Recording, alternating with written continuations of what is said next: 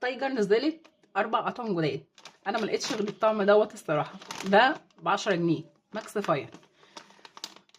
هو مبدئيا كده اللي هو يعني شطه مولعه تمام. ايه بقى اللي منزلته جديد؟ نزلت رانش حار وفراخ كوري، ونزلت كمان باربيكيو حار اهو. هدور عليهم ان شاء الله وهنجربهم سوا. تعال بقى نسمي الله ونجرب ده.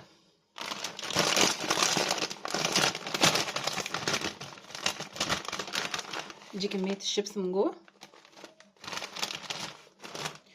بصوا شايفين كميه التوابل بتاعتها، يعني ما شاء الله، يعني شكلها حلوه، ريحتها كده حاميه.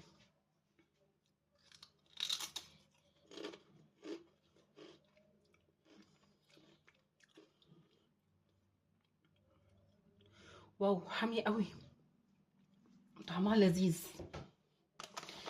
خلوني اقول لكم ان طعمه مدي حاجه كتيره كده على شطه وليمون، ومدي كمان طعمه قريب قوي. فاكرين الدوريتوس اللي هو كان فيه منه الحريف اللي هو ال3 اطعم دوت، اللي هو بتاع التنين اللي كان حامي قوي ده، اللي كان طالع من فتره؟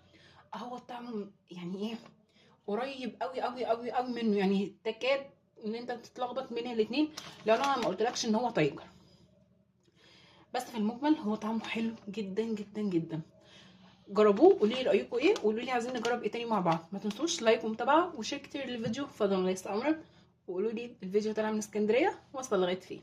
باي باي.